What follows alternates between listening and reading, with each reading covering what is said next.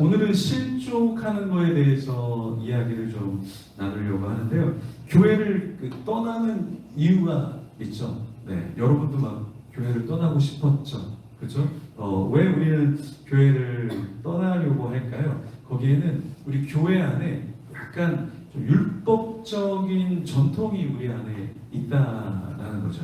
그래서 이게 이제 크리스찬적인 것이 아니라 율법적이고 유교적인 그런 부분이 우리 교회 안에 있습니다. 그래서 좀 어려움이 있을 수 있죠. 예를 들어서 우리 드럼 치는 거, 기타 치는 거, 네, 이게 교회에서 참 어려운 거였어요. 오늘 정훈이가 이렇게 기타를 쳤는데 지금 세월을 잘 만나서 그렇지 한 10년, 20년 전, 30년 전에 교회에서 기타를 치는 것이 되게 어려웠어요. 우리 한국에서는 드럼 치는 것도 이게 뭐 클럽이냐, 이게 뭐 어디 술집이냐, 그래서 드럼하고 기타가 핫 이슈였습니다.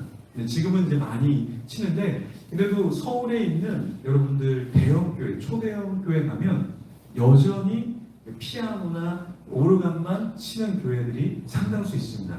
네, 여러분들이 아는 큰 교회들이, 왜냐하면 거기에는 오랫동안 살고 계신 장로님들이 있기 때문에 장로님들이 허락을 아직도 안 하고 계셔요. 네, 그래서 이 기타 이것도 쉽지 않습니다. 그리고 또 어떤 것이 있냐면 어떤 교회는 양복을 입고 넥타이를 하얀색만 내야 돼요. 넥타이. 네, 그렇죠? 저도 오늘 하얀색 냈죠? 네, 여러분이 하얀색을 매야만 됩니다. 넥타이 색깔도 굉장히 정해져 있다는 거예요. 그리고 한국 교회의 어떤 교회는 수염을 기르면 안 됩니다. 네, 목회자가. 그래서 저도 한 교회 갔는데 장로님들이 왜 수염을 기르냐? 예전에는 수염을 길렀는데 안 된다.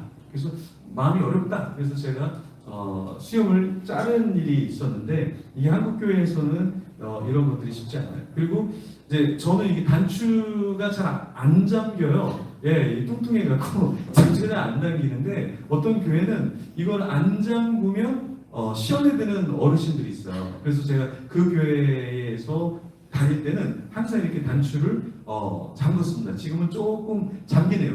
호흡을 안 하니까 잠기네요. 그래서 그 단추를 하느냐 마느냐 이것도 상당히 분들에게는 시험거리가 될 수 있다. 그래서 이런 것들이 너무 빡빡하다 보니까 우리가 이 한국의 다음 세대들이 이제 교회에 들어가면 너무 숨 막힌다고 그런 사람들이 있어요. 너무 교회가 다 전통적이고 유교적이고 이런 부분들이 건물부터 시작해서 이 부분이 있기 때문에 그런 거죠. 그래서 MZ 세대를 실족하게 하는 것들이 많이 있는데, 젊은 꼰대가 온다라는 책을 이민현이라는 저자가 적었는데요. 젊은 꼰대가 온다. 여기서 젊은이들 중에도 꼰대가 있다라는 얘기인데, 일단은 먼저 어른들, 그러니까 나이가 든 사람들 중에서 꼰대, 굉장히 스터블한 사람이 있다라는 거예요. 그래서 여러분들은 어떤가 한번 카운트를 한번 해보세요. 몇 개나 여러분들은 해당되는지 한번 보십시오. 자, 첫 번째, 왜냐하면 사람 보면 나이가 먼저 궁금하다.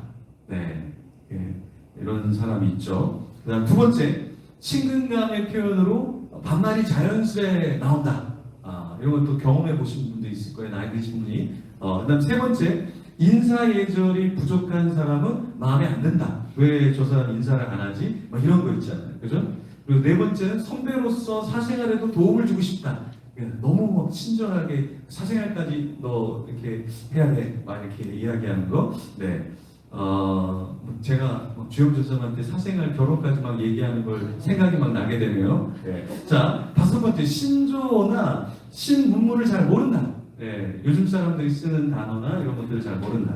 여섯 번째, 나는 꼰대라고 생각하지 않는다. 이러면 꼰대라는 거죠. 네. 그다음에 일곱 번째는 나보다 일 잘하는 사람은 없다고 생각한다. 네, 이런 생각을 하는 사람이 있고, 나는 라이프보다 워크, 일하는 것이 더 중요하다.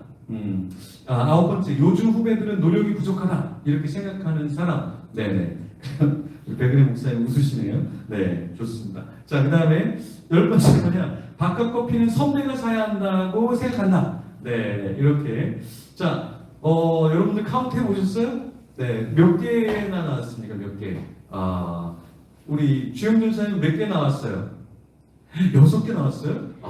저분은 어르신이 많네요. 담임 전사님 맞으시네요. 보통 저 연세에는 한 2개 정도 나와야 되는데 6개가 나왔습니다. 아마 저는 8개, 9개 나왔을 것 같아요. 이 카운트 해보면은. 근데 이런 어른들이 있다라는 거예요. 그래서 요즘 젊은 사람들이 힘들다라는 거죠. 여러분들 많이 힘들죠?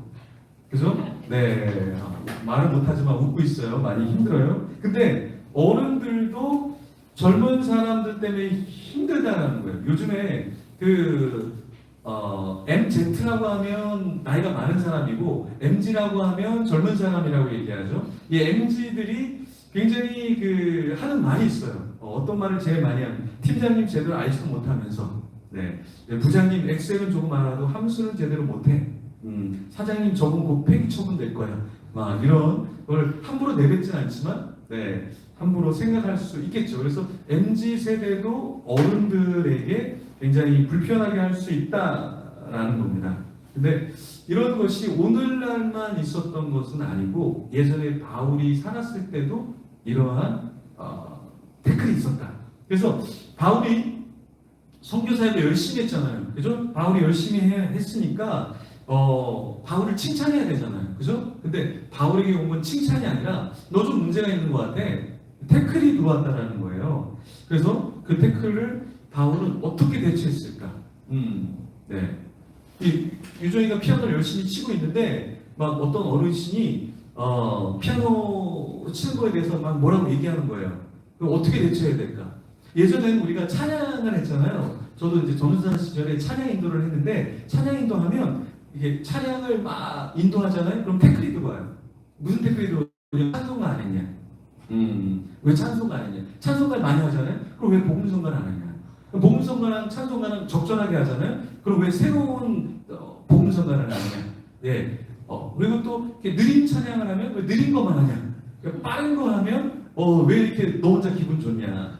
여러 가지 태클이 들어와요. 섬기면 섬길수록 태클이 들어오는데 바울이 이걸 어떻게 풀었냐면 바울은 첫 번째 보고를 했다라는 거예요. 그러니까 어떠한 일이 일어나고 있습니다를 먼저 보고를 했다라는 거예요. 그리고 나서 바울이 무엇을 했냐면 예루살렘으로 갔다라는 거예요. 왜? 예루살렘에서 지금 사람들이 웅성웅성 되니까 사람들이 웅성웅성 되니까 피하는 게 아니라 예루살렘으로 그냥 가버린 거예요. 그리고 나서 이제 누구를 만나냐면 지도자인 야고보를 만난다는 거죠. 야고보. 그리고 야고보에 대한 이름이 성경에서 오늘 언급이 되어 있는데 성경에서 왜 야고보? 다른 사람들은 일행들, 그러니까 다른 사람들은 어떠한 부류의 사람들이라고 얘기를 하고 있는데 왜 여기는 야고보라고 이름을 반드시 우리가 알 수 있도록 명시했을까? 그만큼 중요한 인물이기 때문에 그래요. 중요한 인물. 그죠? 그리고 책임을 져야 되는 인물이기 때문에 그런 거죠. 유세비우스가 뭐라고 얘기했냐면 제임스는 the righteous. 굉장히 의로운 사람이라고 명시할 정도로 그 시대에 존경받는 인물이 누구였냐면 바로 야고보라는 인물이었다라는 거예요. 그래서 야고보는 지도자이기 때문에 책임을 져야 할 부분이 있었다라는 거예요. 그죠?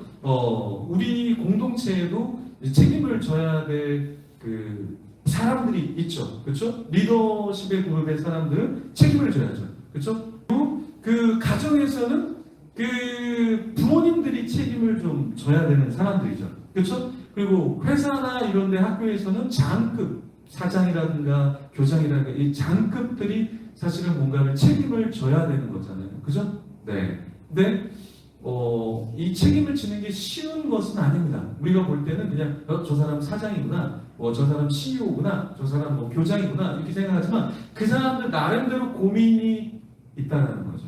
네. 그래서 이 지도자는 책임을 져야 할 부분이 있습니다. 그러면 이 지도자인 야고보와 장로들이 염려하는 바가 뭐였을까? 이들이 염려하는 건 뭐냐면 이들에게 가장 중요한 것은 뭐냐면 율법을 지키는 것이죠. 그 당시에는.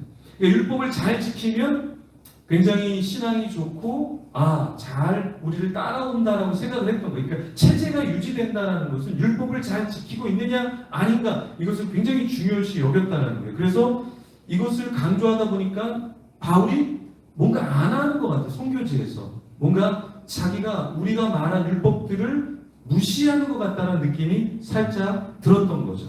그래서 율법의 열성적인 지도자들뿐만 아니라 거기에 당시에 율법의 열성적인 사람들도 있었단 말이에요. 근데 그들이 뭐 했냐면 바울을 오해하기 시작했단 말이에요. 그래서 뭐라고 얘기했냐면, 야, 너 모세를 너 배반했지, 배반하고 있지, 다 알아, 제대로 안 지키는 거 알아. 그러면서 우리의 관습을 왜 지키고 있지 않아? 이렇게 이야기하기 시작했다는 거예요. 근데 사실은 이거는 뭐예요? 오해죠, 오해.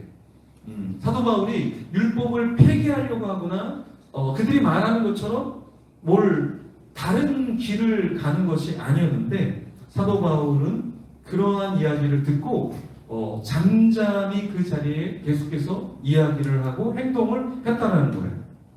그러면 오늘날에도 우리 교회 안에 크리스찬 문화 안에 여전히 율법적이고 안 좋은 전통이 있을 수 있습니다. 그때 우리는 어떻게 해야 될까요? 여러분, 뭐가 좀 마음에 안 들어요. 교회에서 마음에 안 들거나 여러분이 일하는 데서 마음에 안 드는 게 있어요. 여러분 일하는 곳에서 마음에 안 드는 게 있어요. 그럼 여러분 우리 어떻게 해야 됩니까? 바로 뛰쳐나가야 될까요? 바로? 근데 사도 바울이 우리에게 아주 좋은 모습을 오늘 우리에게 보여주고 있는데, 사도 바울은 도망가지 않았어요. 야고보와 장로들 그리고 거기 열성적인 사람이 바울을 오해했어요. 근데 그 사이에서 사도 바울은 담대하게 자기가 해야 할 말을 했고 오해를 풀어주고 심지어 행동까지 했다는 거예요. 자, 어떻게 했을까요? 먼저 야고보와 이 장로들이 바울에게 알려줬어요. 근데 사실 우리만 오해하는 게 아니라 여기 그룹의 사람들이 너를 오해하고 있어. 그러니까 지금 너가 좀 신중해야 돼. 이런 거를 좀 얘기해 줬어요. 그러면서 바울에게 너 있잖아, 지금 최근에 헌신하려고 하는 사람인데 이 사람에게 네가 종교적인 정결 은혜를 좀 해주면 어떨까? 네가 진짜 율법을 지키면 이걸 네가 좀 직접 하면 어떻겠어? 이렇게 이제 제시를 한 거예요. 그러니까 이 정결 의례라는 거는 머리를 자르는 거예요. 그리고 그 머리를 태우는 거예요. 그리고 제사의 제물을 드리는 거예요. 그러면서 희생 제사를 하나님께 올려드리는 거죠. 근데 이거를 뭐라고 얘기하냐면, 바울, 네가 좀 요걸 한번 주도해봐. 그래서 사람들이 너가 정말 율법을 지키고 있다는 걸 한번 보여줘봐. 근데 여기서 한 발 더 나가서 우리가 본문을 읽었을 때 이 비용을 누가 대라 그래요? 누가 페이를 하라 그래요? 바울, 네가 해. Paul, you have to pay the money for the ritual, for the sacrifices. 근데 바울이 그걸 accept했다는 거예요. 받아들였다는 거예요. 자, 여기 보세요. 그냥 너 찬양인도 좀 해줘. 그럼 한번 우리가 너 믿어볼게. 근데 이 뭐냐면 너 찬양인도 하는데 비용을 좀 내야 될 것 같아. 그래서 여러분의 마음은 어떨 것 같아요? 네. 어떤 사람이 여러분한테 너 이것 좀 해봐. 근데 너 이거 위해서 비용을 좀 지불해봐. 딱 그러면 어떨 것 같아요? 기분이 나쁘죠. 이걸 내가 의식을 받는데 그걸 해야 되는데 거기에 대한 비용까지 내라고 하니까 이거 마음이 굉장히 심란해질 수 있지 않겠어요? 근데 구약에 서원한 사람들은 어떤 규범을 지키긴 했어요. 그죠? 그런데 거기서 더 나가서 지금 뭐냐면 더 나가서 야, 근데 너가 돈도 내. 이렇게 된 건데요. 구약에서의 어떠한 의식은 어떤 선택받은 사람은 술을 마시지 않는 거예요. 그리고 머리를 깎지 않는 거예요. 그리고 죽은 사람의 몸에서 사체 가까이 가지 않는 거였죠. 그러니까 이런 의식들은 굉장히 받아들일 만한데 바울에게는 이런 의식을 넘어서서 또 다른 의식들을 요청을 했다는 거죠. 그래서 오늘날 우리 교회 안에도 율법적인 형식과 전통, 결례가 있을 수 있습니다. 그래서 그것이 우리를 넘어뜨리게 할 수도 있다는 거예요. 그러면 우리는 야, 이건 틀렸어. 그러니까 난 안 할 거야. 이렇게만 하는 게 옳을 것인가? 아니면 사도 바울은 그래? 내가 뭐 정결식 내가 할게. 그래? 내가 너 돈 내야 돼? 돈 내야 돼? 그래, 내가 낼게. 이러면서 사도 바울은 그것을 풀려고 했다는 거예요. 이게 굉장히 쉽지 않아요. 한 목사님이 주방에 봉사하는 권사님이 계셨는데 이분이 주방에서 봉사하면서 자기의 법이 있는 거예요. 그래서 이렇게 일해야 되고 저렇게 일해야 되는데 일하는 사람들을 다 힘들게 하는 힘들게 하는 거예요. 그래서 목사님이 7년을 참았대요. 7년을. 그 권사님한테 한마디 하려고. 그래서 권사님 좀 이렇게 사람들 힘들게 이렇게 좀 하지 마시고 잘 좀 해주세요. 그런데 이 권사님이 삐진 거예요. 그죠? 권사님이 삐져갖고 이제 사람들한테 이 사람 저 사람한테 계속해서 목사님이 나를 교회 나가라 그런다. 목사님 나를 너무 싫어한다. 막 이렇게 한 거예요. 그러다가 결국에는 목사님을 왕따시키려고 교회에서 왕따시키려고 한 거죠. 목사님 너무나 많이 힘들었대요. 네. 그러니까 어떤 것을 바로 잡으려고 할 때 이 바로 잡을 때 이게 쉽지 않아요. 쉽지 않아요. 네. 또 박훈 목사님이 노예 회계를 맡아서 장부를 정리를 하는데 1년 내내 이렇게 정리한 장부를 엑셀로 이렇게 딱 전자식으로 딱 맞춰서 모든 거를 데이터를 쫙 한눈에 볼 수 있도록 만들었대요. 근데 노예 어른들이 우리는 그런 거 잘 모르고 손으로 다 써와 그랬대요. 그래서 모든 장부와 영수증을 손으로 쓰고 거기다가 다 붙여서 오라는 거예요. 근데 그거를 작업하는데 며칠이 걸렸대요. 그러니까 엑셀이나 이런 걸로 그냥 탁 누르면 한꺼번에 그냥 그 어떤 차이도 없이 그냥 딱 나오는데 그걸 손으로 다 쓰라 그러는 거예요. 손으로. 핸드라이팅으로. 그러나 이거를 안 할 수는 없고 너무 어려운 거죠. 근데 그분들이 실족하지 않기 위해서 그것을 며칠을 걸려서 그걸 했다는 거예요. 그래서 쉽지 않다. 그래서 우리가 사실은 우리를 이렇게 시험 들게 하는 사람이 있죠. 그렇죠? 근데 우리가 그럴 때 어떻게 해야 될까요? Sometimes some people stumble, make us stumble. Then how can we react about that?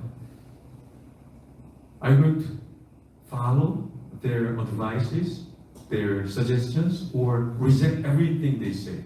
우리가 그 사람들이 뭔가를 요청할 때 받아들일 것인가? 아니면 그 사람들이 말하는 거 다 리젝할 것인가? 이거 우리가 선택을 해야 되는데 바울은 모두 다 들어주려고 했다는 거예요. 모두 다. 사실은 바울도 알았어요. 바울도 뭘 알았냐면 한 4가지만 그냥 금하면 됐어요. 그게 뭐였어요? 우상의 제물 먹지 않는 거, 피 그거 좀 멀리하고, 목매어 죽인 거 좀 멀리하고, 음행하는 거 피하고, 약 4가지만 사실은 사도행전 15장에서 우리가 결의했잖아요. 그죠? At the chapter 15 of Acts, they gathered and decided to keep only 4 things. About these things, we just keep the law, but except them, they are not allowed. They don't need to follow. 그러니까 4가지 이외에는 우리가 굳이 그것까지 해야 될 이유는 없었단 말이에요. 그 당시에. 근데 사도 바울은 그렇게까지 만약에 요구한다면 그래, 내가 4명을 데리고 그 결례를 행할게 이렇게 얘기했다라는 거예요. 여러분 이게 쉬운 것 같지만 사실 쉽지 않다.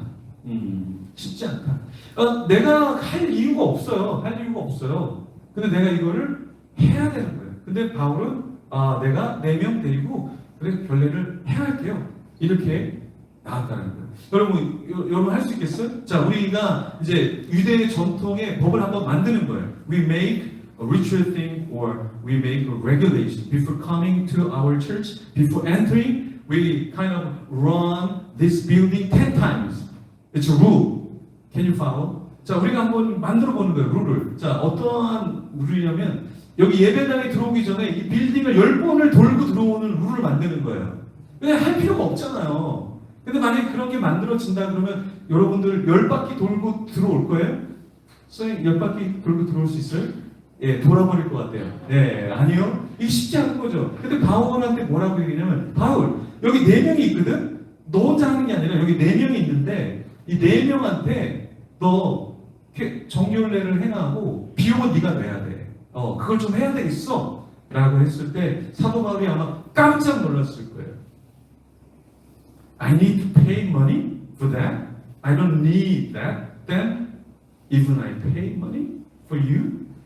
내가 당신들을 위해서 돈까지 내면서 이걸 해야 돼? 아마 굉장히 쇼킹했을 거예요. 야고보와 예루살렘 장로들의 말에 이 순복했다는 거, 이것이 굉장히 쉽지 않다라는 거예요. 정말 쉽지 않은 거죠. 왜 해야 될까? 그 이유도 모른 채, 이 사람들이 말하니까 그걸 순복한다는 건 쉽지 않다. 네. 자, 우리 옆 사람에게 한번 이야기해 봅시다. 일단 순복합시다. 네, 이 말 자체를 순복하지 않네요, 보니까. 네? 한번 다시 한번 해봅시다. 일단 따릅시다. 네. 우리가 어떠한 권유나 제안이나 일, 우리가 이 순종이나 순복해야 할 때가 있죠. 근데 우리 자신이 그것을 하기가 쉽지 않다. 왜 내가 이걸 해야 돼? 뭘 이걸 왜 해야 돼? 이런 생각도 우리가 많이 할 수 있잖아요. 그죠? 여러분 어떠한 권유, 여러분 주위에서 이렇게 하면 좋겠어요? 어떤 권유를 받고 있습니까, 여러분? 그걸 잘 할 수 있겠어요? 어떤 제안을 받겠어요? 어떤 일을 받겠어요? 네, 제가 아는 목사님은 살을 이렇게 빼라는 권유를 계속 받고 있대요. 계속. 근데 아이가 되게 어리대요. 아이가 한 5살 정도 되는데 그 아이가 갑자기 아무 뜬금없이 문맥에 상관없이 아빠 뚱뚱해 그러더래요. 그래서 여러 사람들이 자기에게 살을 빼라 그러는데 아이가 갑자기 뚱뚱해 이런 얘기를 들으니까 충격을 먹었다는 거예요. 근데 여전히 살을 빼고 있지 않다라고 얘기를 하더라고요. 권유, 제안, 일, 우리가 어떠한 순종, 어떤 순복을 누구에게 끊임없이 받아도 우리에게는 어떤 것이 있냐면 우리는 reject한다는 거예요. We tend to reject every suggestion, everything we have to do, we need to follow. We just first reject. That's our nature. 우리 본성이 뭐냐면 그냥 거부하는 거예요. 아니요, 전 아닌데요.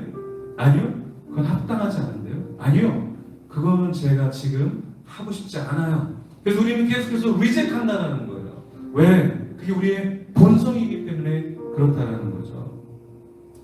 우리는요, 가정에서도 우리 공동체 안에서도 세상에서도 공부하고 일할 때 우리는 끊임없이 어떠냐면 reject하고 싶어요. 나 reject something at home, in my community, in the world.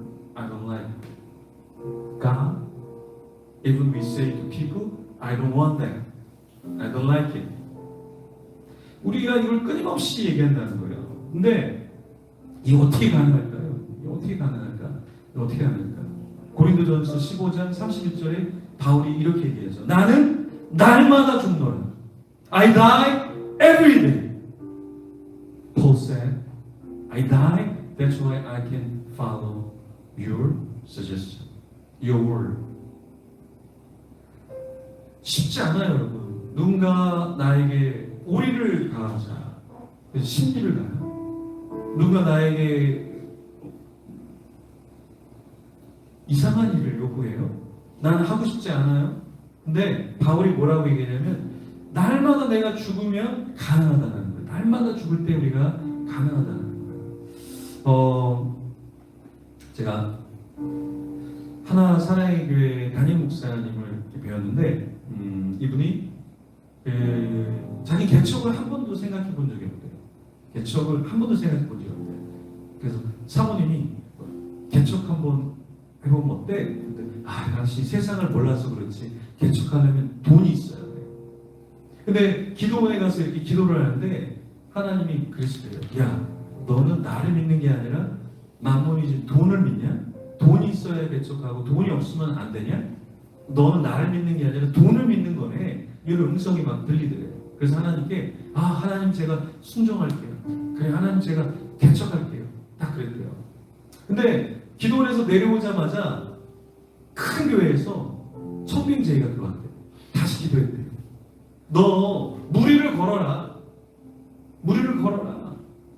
그래서 이게 거절했대요.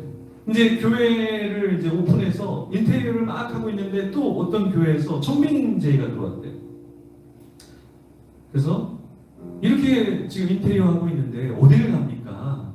그러니까 그분이 그러더래요. 저기 서울에 계셨던 그 한 목사님은 15년을 그렇게 잘 세우다가도 다른 교회로 가시더라고요. 이제 인테리어 시작하셨으니 뭐 어렵지 않으시겠네요. 이렇게 얘기를 하고요. 근데 나 하나님께 들은 음성이 있다. 그래서 나는 개척을 해야 된다. 개척했는데요. 개척하고 죽는 줄 알았대요. 남들보다 빨리 부흥하고 남들보다 잘 됐는데 왜 죽을 것 같았냐면 내가 그분이 동기가 누구였냐면 같이 신학교에서 같이 교회에서 사역한 동기가 누구였냐면 이찬수 목사님이었대요. 이찬수 목사님하고 비슷할 때 개척을 했는데 거긴 너무 잘 되고 자기는 부흥하지만 거기보다 잘 되지 않는 거예요. 그래서 자기 마음속에는 늘 마음에 평안이 없었대요. 근데 이 말씀 내가 날마다 죽노라. 내가 날마다 죽노라. 이 말씀 내가 날마다 죽노라. 이 말씀을 딱 보고 가슴속에 들어오는데 그 다음부터는 비교하지 않고 그 다음부터는 주님을 바라보면서 순종하면서 지금까지 살아왔다는 거예요.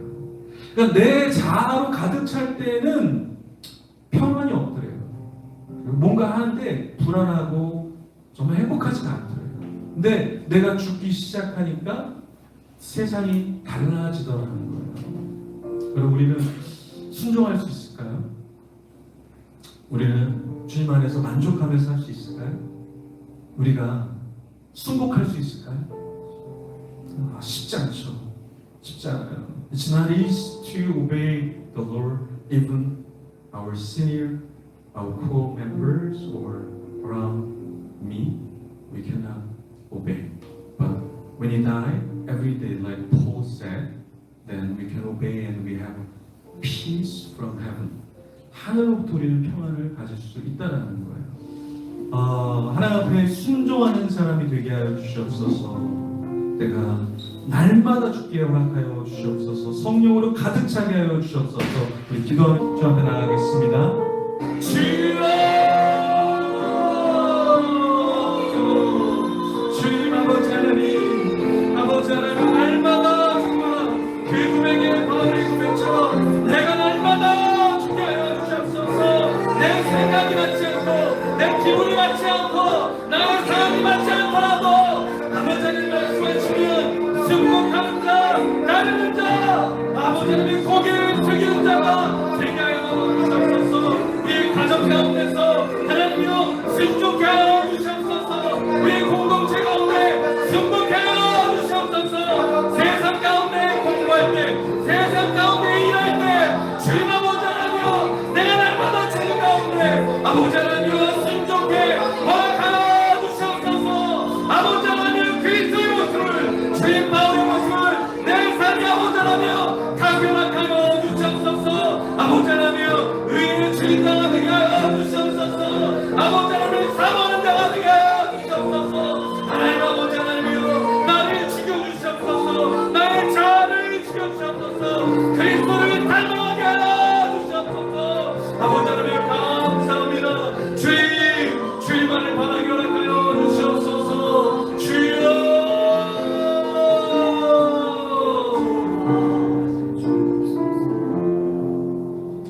우리 축도하고 예배 마치도록 하겠습니다. 지금은 우리 주 예수 그리스도의 은혜와 하나님 아버지의 무한하신 사랑과 성령의 감화 감동 교통하심이 날마다 나 자신을 죽여 다른 사람들의 유익을 위해 나를 헌신하고 주님의 뜻에 순종하며 살아가기로 다짐하는 모든 성도들과 우리의 다음 세대들과 오늘도 하나님을 예배하는 이 땅의 모든 하나님의 백성들과 그리스도의 사명을 마음에 품고 선교지에 자신의 인생을 걸고 헌신하는 선교사님들과 선교지의 모든 교회들에게 항상 함께 있을지어다. 아멘.